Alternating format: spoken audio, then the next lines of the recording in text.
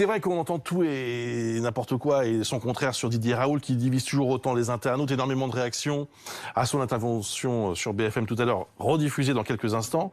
Et une question qui monte, le célèbre professeur marseillais aurait-il pris le melon, comme on dit? On peut le dire comme ça, on a cette impression sur les réseaux que tant que le débat sur l'hydroxychloroquine ne sera pas tranché, le cas du professeur Raoult ne le sera pas non plus. La notoriété que j'ai acquise à cette occasion me pèse plus qu'elle ne m'intéresse. La notoriété, je m'en fous, dit-il dans cette interview qu'on va revoir dans quelques minutes, mais les internautes en doutent. Vous vous souvenez de Stallone qui disait dans Judge Dredd, la loi c'est moi. Tipon, je trouve qu'il y a un côté, la science c'est moi dans cette aventure solo, un Raoult contre le reste du monde scientifique. Beaucoup ont cru la semaine dernière, on en parlait, que cet article de la revue scientifique The Lancet allait écorner son statut de dieu vivant, mettre un terme à cette immense popularité.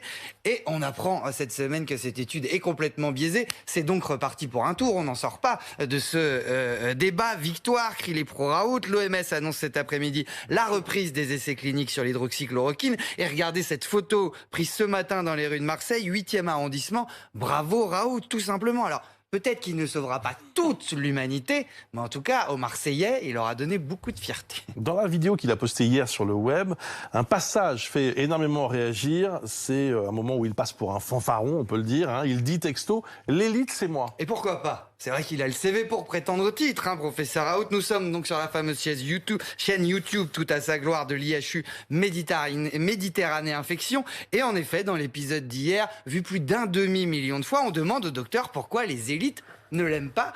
Une réponse comme seul Alain Delon les fait normalement. Écoutez. Il y a quelque chose qu'il faut voir, il ne faut pas inverser les choses.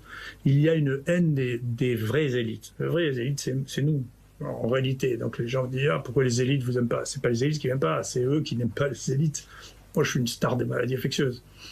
J'ai tout eu, j'ai un cursus qui fait rêver à peu près n'importe qui, aussi bien la fonction officielle. J'étais le plus jeune président de l'Université de France, le plus jeune président médecin, le plus jeune de tous les professeurs de la classe exceptionnelle, le professeur le plus ancien dans le grade le plus élevé de tout ce pays en médecine.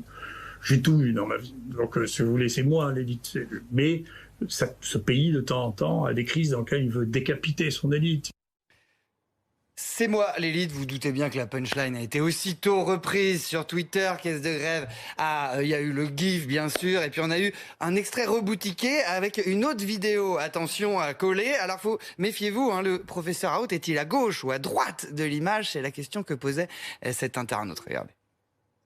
Je suis une star des maladies infectieuses.